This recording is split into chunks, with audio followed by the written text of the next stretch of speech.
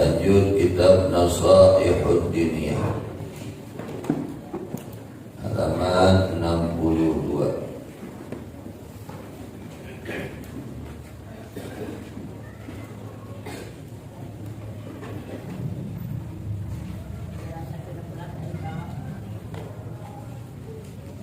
Jajaran ke-15 dihandap. Wa fid du'ai lil mayyit, baris ke-15 dari bawah. Wa fid du'ai lil mayyit. Bismillahirrahmanirrahim. Bismillahirrahmanirrahim. Qala al-imamul haddad radhiyallahu anhu wa nafa'ana bihi wa bi ulumihi wa bi barakatihi fid daraini amin. Radhiyallahu ankum ila an qala wa fid du'ai jeung eta tetep dina ngadoakeun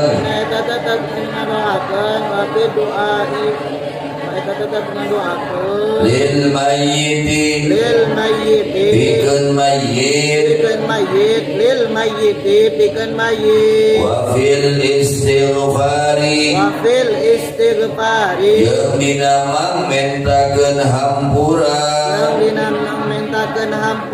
wa fil istighfari dina mentakeun hampura lahu pikeun mayyit wa tasadduqi jeung migawe sedekah anhu atas nama mayyit naf'un arika manfaatan lahu pikeun eta mayyit katsirun anu loba bayan bagi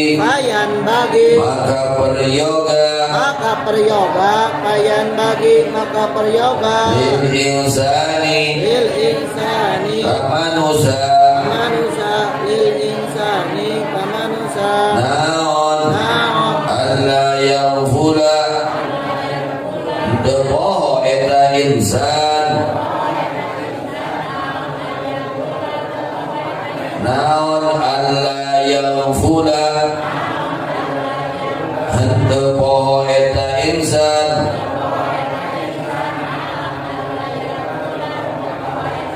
ala dzalika kana itu ngadoakeun mangistighfarkeun jeung sedekah pikeun mayyit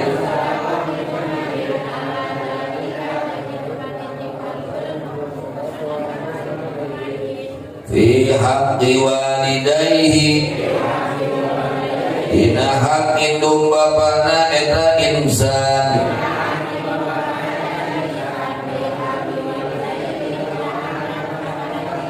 khususan halawan khususna wa fi haqqi ghairihim jeung dina hak lian maranehna indung bapa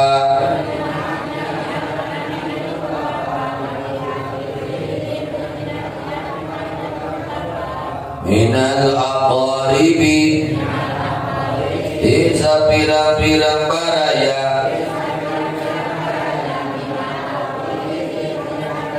wadawil huquqi yang di jalma-jalma anu ngabogaan pirang-pirang hak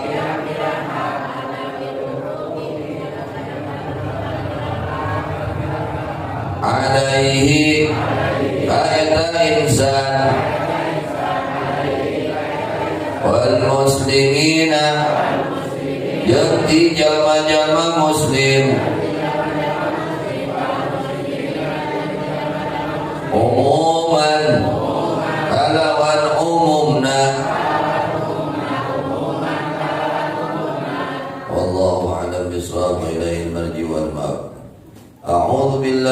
minasyaitonir rajim. Bismillahirrahmanirrahim. Alhamdulillahi rabbil alamin. Allahumma salli ala sayyidina Muhammadin wa ala ali sayyidina Muhammad. Masih menjelaskan hikayat Nabi Allah Yusuf alaihi salam. Seorang Rasul, seorang Nabi, tentu ujiannya sangat berat. Semakin tinggi derajat kemuliaan seseorang di sisi Allah, semakin berat ujiannya. Lanjutan hikayat Nabi Yusuf alaihissalam, setelah mereka saudara-saudaranya merayu kepada Nabi Yakub alaihissalam. Dengarkan. Setelah merayu agar diberi izin, ini Nabi Yusuf berangkat sama saudaranya ke lapangan untuk bermain, untuk bersenang-senang dengan berbagai alasan. Akhirnya simpulnya Nabi Yakub alaihissalam memberi izin kepada Nabi Yusuf untuk ikut bermain dengan mereka, saudara-saudaranya. Falamma dhahabu bihi, ketika mereka pergi dengan Nabi Yusuf alaihissalam, wa ajma'u ayyaj'aluhu fi ghayabatil jubbi, dan mereka sudah sepakat, ini saudara-saudaranya sudah sepakat untuk menunjukkan menenggelamkan untuk menenggelamkan. Nah, menenggelamkan. Mereka sepakat untuk menenggelamkan Nabi Yusuf alaihissalam pada dalamnya sepakat ya, kurang kunclungkeun aya nama Yusuf teh. Wa jawab ulama mahdhufun ay fa'alu dzalika, maka mereka mengerjakan itu. Akhirnya mereka setelah dibawa Nabi Yusuf alaihissalam ke lapangan, ke tegalan, ke padang pasir, mereka buka tuh pakaian Nabi Yusuf, dibuli gila Nabi Yusuf.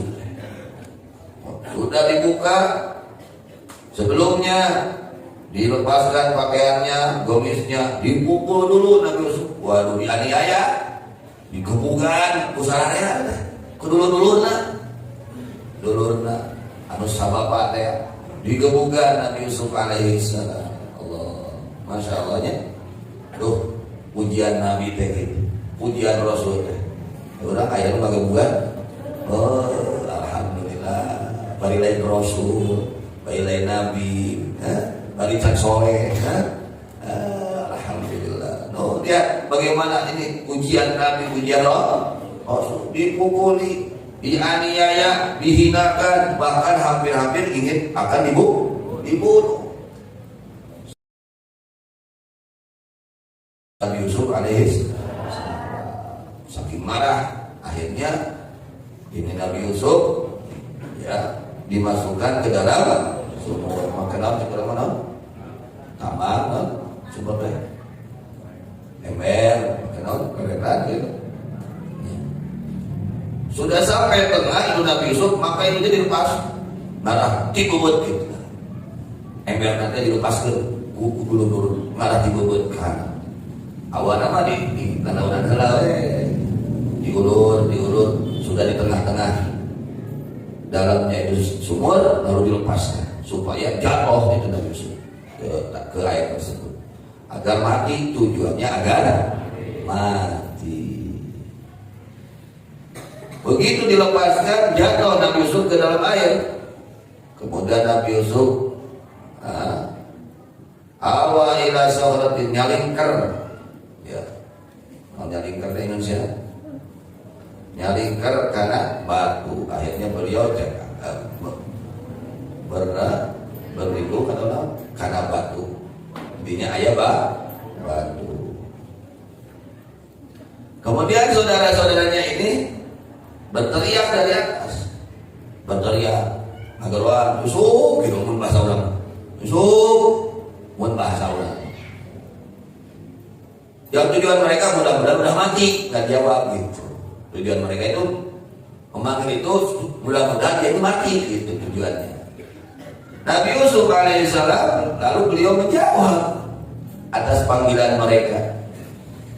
Maksud menjawab itu Nabi Yusuf menyangka bahwa mereka sayang kepada Nabi Yusuf. Sebenarnya marahnya.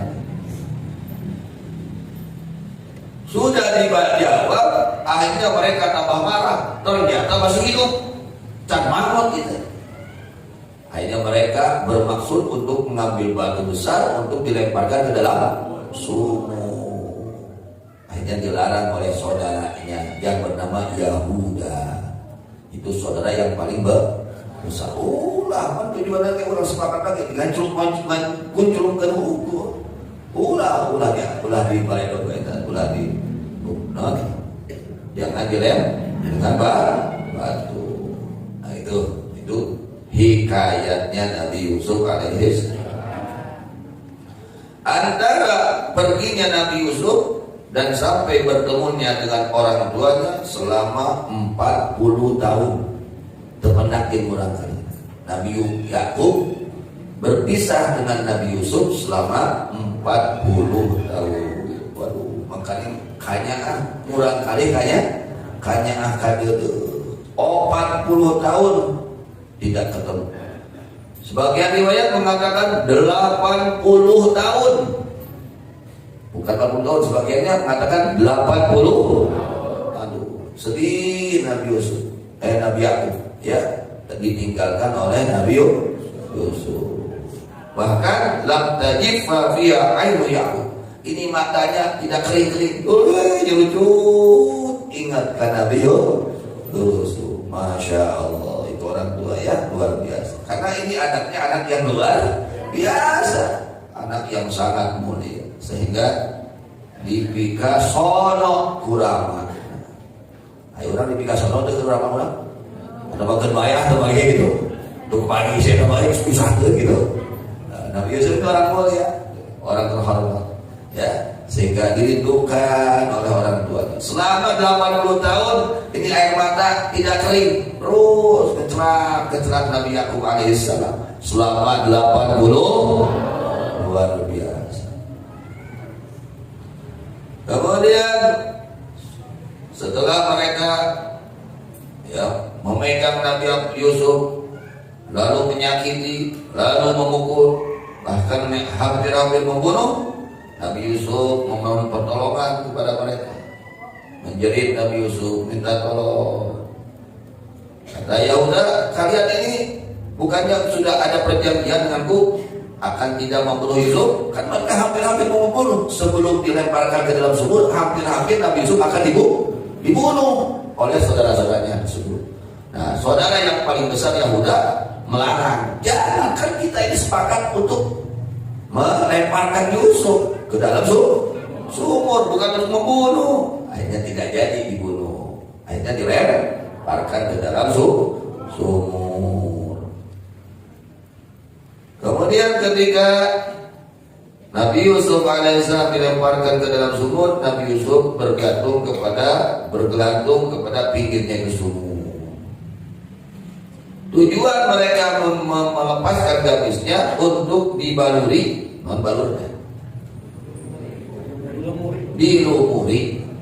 dilumuri dengan darah, untuk bukti bahwa Yusuf ini diterkam oleh Allah, untuk datang ke orang tuanya, gitu.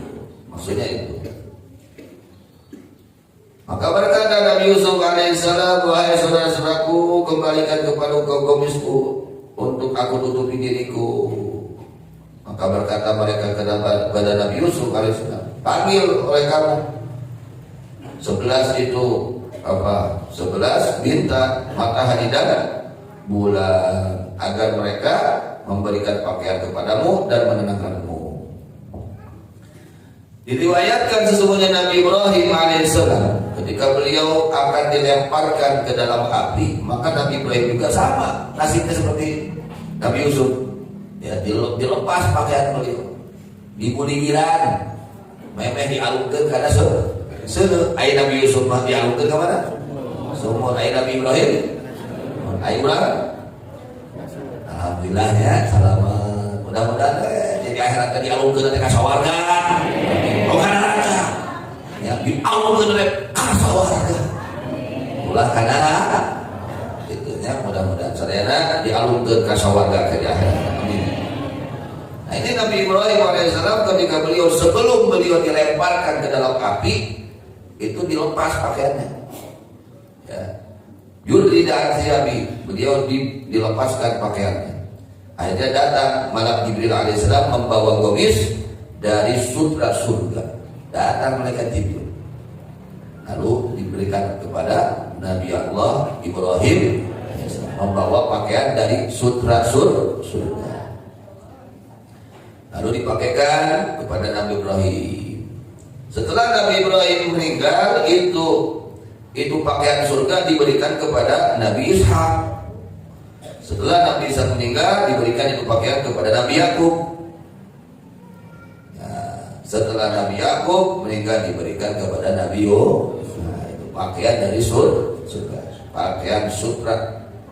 Maka dipakaikan itu pakaian oleh malaikat Jibril kepada Nabi Yusuf alaihissalam ketika beliau dilemparkan ke dalam sumur. Maka ketika pakai pakaian tersebut, itu sumur menjadi terang. Yang tadinya gelap, sumur menjadi terang. Kemudian seorang malaikat datang kepada Nabi Yusuf alaihissalam ketika beliau dilemparkan di tengah-tengah itu sumur, lalu dilepaskan supaya jatuh ke dalam sumur ke air. Itu datang satu malaikat membawa itu batu besar yang ada di sumur, lalu didudukkan oleh malaikat tersebut di batu tersebut. Jadi tidak sempat tenggelam di dalam air sumur. Berkata Imam Hasan Al-Basri radhiyallahu anhu, ketika dilemparkan Nabi Yusuf ke dalam sumur, air sumur tersebut menjadi tawar. Air sumur tersebut menjadi, yang tadinya air tersebut asin menjadi tawar. Berkah bersentuhan dengan kekasih Allah Nabi Allah Yusuf. Beda. Air dipegang sama orang soleh beda, jadi obat. Ya, jadi berkah. Ini air yang tadinya asin, ya, yang tadinya tidak tawar menjadi tawar.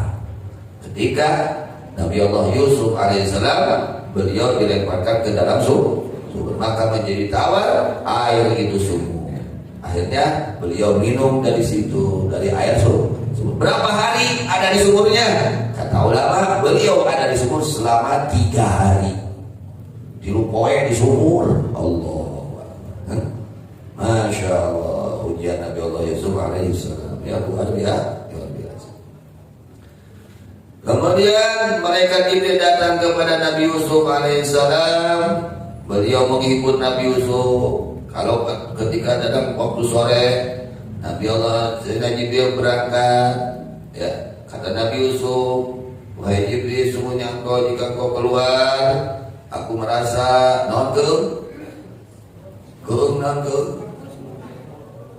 khawatir, takut, ya, kata malaikat Jibril alaihissalam, jika kamu takut dari sesuatu, baca ini doa agar kamu hilang rasa takut, rasa gelisah, rasa takut.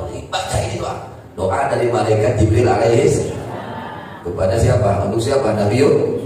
Doanya, ya syarikhal mustasrikhin wa ya ghawsal mustaghizin wa ya mufarrija karbil makrubin wa tara makani wa ta'lamu hali wa la yakhfa 'alaika syai'un min amri. Nah, itu doanya agar hati ini tenang, tidak khawatir, tidak ada rasa takut, tidak gelisah. Doanya ini.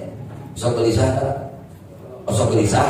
Nah, doanya doa Nabi Yusuf ketika di dalam sumur. Bismillahirrahmanirrahim. Ya sharikhal mustasrikhin wa ya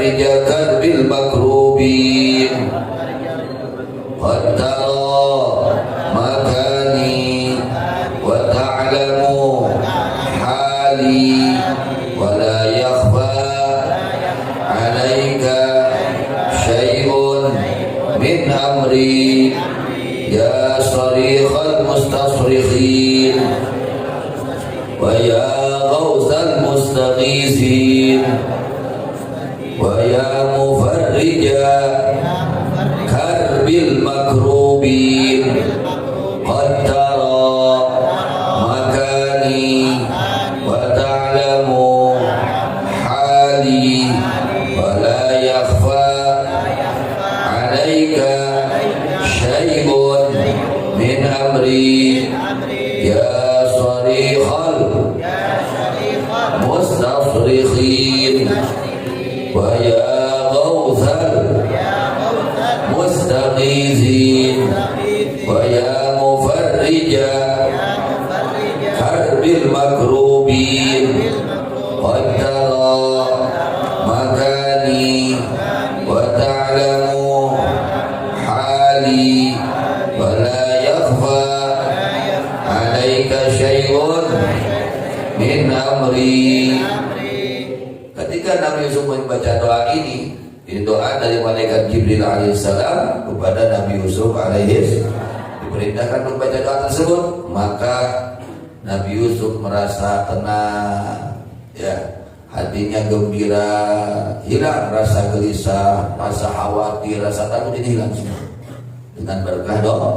Nah ini ya, kita suka ada khawatir, gelisah hati, baca, insya Allah akan dihilangkan oleh Allah. Amin. Akhirnya ketika Nabi Yusuf membaca doa ini, halfatul malaikat, para malaikat melingkari Nabi Yusuf, wasta'nasa fil jubi, dan Nabi Yusuf merasa tenang, merasa gembira, merasa senang di dalam sumur. Bahkan wa farrajallahu anhu bi khuruji min lailati.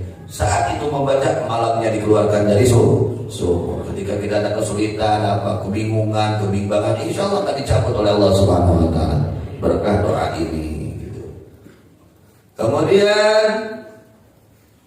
itu wa auhayna ilaihi la tunabbi'annahum bi amrihim hadza wa hum la yash'urun. Wa auhayna, dan telah mewahyukan kami ilaihi kepada Yusuf di dalam sumur dengan wahyu yang sebenarnya.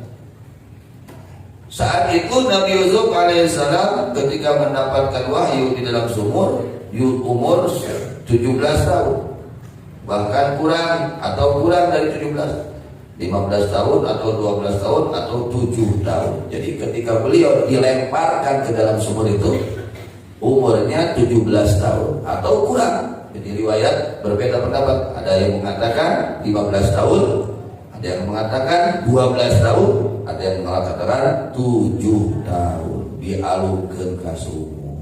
Insyaallah.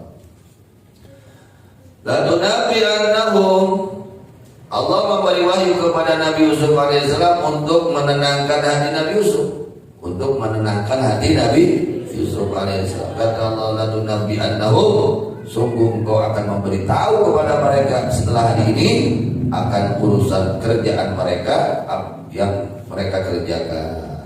Itu ini memasukkan ke dalam sumur. Wa hum la yash'uruna, dan sedangkan mereka tidak mengetahui kepadamu ketika engkau memberitahu. Jadi hikayatnya masih panjang nih. Ini baru hikayat masuk ke dalam, dilemparkan ke dalam sumur. Insyaallah nanti bersambung apa kejadian setelah dilemparkannya Nabi Yusuf alaihi salam. Bagaimana sikap mereka setelah melemparkan Nabi Yusuf ke dalam sumur? Insyaallah bersambung. Wallahu a'lam. Selanjutnya kitab Nasaihud Diniyah masih menjelaskan tentang birrul walidain. Kalau orang yang durhaka kepada Allah karena sebab khamar, mungkin sedikit. Kalau orang durhaka karena sebab zina, mungkin sedikit. Tapi kalau orang durhaka karena sebab durhaka kepada orang tua, mungkin kebanyakannya. Sebab tiap jelema boga indung bapak. Terus setiap anak pasti mempunyai orang, baik orang tuanya masih hidup atau sudah meninggal. Bagaimana nu doraka ka indung bapak jeung nu nginum anak. Loba nu doraka ka indung bapak. Ya, di dalam satu RT pasti semua mempunyai orang tua. Tapi di dalam satu RT tidak semuanya minum khamar, tidak. Paling berapa orang? Nah, itu di dosa durhaka kepada orang tua ini sudah menyebar pada zaman Imam Al-Haddad, sudah menyebar apalagi zaman sekarang. Mudah-mudahan Allah jaga anak-anak kita ya. Allah jadikan kita menjadi orang-orang yang berbakti kepada orang tua. Amin. Dijelaskan di dalam hadis Rasulullah SAW halaman 62 baris ke-12 dari atas. Wa warada anna birral walidain afdalu minal haji wal umrati wal jihadi fi sabilillah. Telah datang penjelasan sesungguhnya berbakti kepada kedua orang tua adalah lebih utama daripada melaksanakan ibadah haji, melaksanakan ibadah umrah, bahkan melaksanakan jihad fi sabilillah. Masya Allah. Ganjaran paingan harorea mereka kalau ya, doa ganjaran agung, pahalanya sangat besar. Berbakti kepada kedua orang tua pahalanya lebih utama daripada pahala ibadah haji, lebih besar daripada pahala ibadah umrah, lebih besar daripada pahala jihad fi sabilillah. Paingan harare sehari kakolot banyak doa agung ganjaran. Kemudian wa annal aqqa li walidayna yaqdurullah ilaihi yaumil qiyamah wa annahu lam yurih raihatal jannah. Dan sesungguhnya orang yang durhaka kepada kedua orang tua ya, dia tidak akan dipandang oleh Allah dengan pandangan rahmat kasih sayang pada hari kiamat. Allah mandang kepadanya dengan pandangan murka, bukan pandangan kasih. Allah tidak akan memandang dengan pandangan kasih sayang kelak di hari kiamat bagi siapa? Orang yang durhaka kepada kedua orang. Na'udzubillah min. Dan orang tersebut yang durhaka kepada kedua orang tua tidak akan mencium wanginya surga. Jangankan masuk, wanginya saja oleh Allah diharamkan. Gak boleh dia mencium wanginya surga. Orang yang durhaka kepada kedua. Wabil jumlah tidak, aku berkata dengan bulat besarnya, maka hak kedua orang tua adalah yang paling besar dari segala hak setelah haknya Allah dan haknya Rasulullah SAW. Setelah hak Allah, hak Rasul, maka haknya kedua orang tua. Maka wajib kepadamu berbakti kepada kedua orang tua. Fa'alaika bibirrihima, wajib bagimu kita nih ya, wajib berbakti kepada kedua orang tua. Wabil ihsani ilaihima, wajib berbuat baik kepada kedua orang tua. Wabil ta'atihima, dan wajib taat kepada perintah orang tua selain yang maksiat. Selain yang, kalau orang tua kita nyuruh kita, wajib kita taat, wajib kita tunduk, wajib kita taat terhadap perintah orang tua. Jangan melawan sama orang tua ya, jangan melawan selagi itu yang baik, bukan maksiat. Wa khawfil janahi lahuma, wa khawfil janahi lahuma, dan membawahkan ya sayap kepada kedua orang, artinya tawadhu, rendah hati di hadapan orang tua. Jangan sombong kepada kedua orang tua. Kemudian wa bitaqdimihima fil birri was-silah wal ma'rufi ala nafsika wa ala ahlika wa auladika min ghairi minnatin alaihim. Dan dengan mendahulukan kedua orang tua di dalam berbakti, di dalam memberi, di dalam berbuat baik. dahulukan orang memeh mereka batur, kurang dari mereka batur. Kalau telah kontrol, bisi kalau kurang butuh karena bantuan dia. Ya, sebelum anak, sebelum istri, orang tua dulu kontrol, barangkali dia membutuhkan bantuan dari kita seorang anak. Harus seperti itu, wajib itu. Wabi takdim, harus mendahulukan kedua orang tua fil birri, di dalam berbakti, wasilati dan silaturahmi, wal ma'rufi dan berbuat baik, ala nafsika wa ala ahlika wa auladika, atas dirimu, atas keluargamu dan anak-anakmu. Memeh ka anak, memeh ka pamajikan, memeh ka keluarga, lamun rek barang berek, merek kalau jadi itu. Nah, barangkali orang tua kita, beliau membutuhkan bantuan pemberian dari kita. Min ghairi minnatin alaihima, tanpa minnah. Minnah itu mengungkit-ungkit kepada kedua orang tua. Jadi tong boga rasa, geus boga jasa, pedah urang, sok barang bere ka komo. Geus bere mobil, bere imah, bere tanah, itu. Jadi bukan rasa urang geus boga jasa. Ulah, hilangkan, jangan ada rasa punya jasa dengan kebaikan kita terhadap kedua orang tua. Tok ayatna min ghairi minnatin alaihim, tanpa ada minnah, ya, mengungkit-ungkit, ngingat kehadiran orang kami jadi itu. Bapak pada orang geus bro-broan mere samiliar gitu. Fungsi mere samiliar. Can aya duit lagi nya.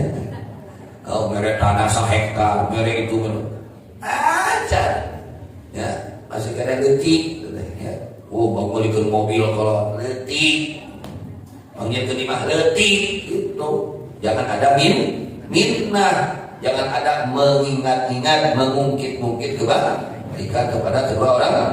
Maaf mesti bangun ke mobil, maaf mesti pemberi imah, maaf ulah ya gara-gara tetulus rek bakti. Lamun make minnah, tetulus eta teh bakti teh tetulus. Jadi harus merasakan belum punya kebaikan, masih kecil yang diberikan kepada orang tua, jangan dianggap sudah besar yang diberikan kepada kedua orang tua. Ketika kita memberi kepada kedua orang tua, harus punya rasa ini kecil belum besar yang diberikan. Atas, jangan ada mungkin kepada kebaikan terhadap orang.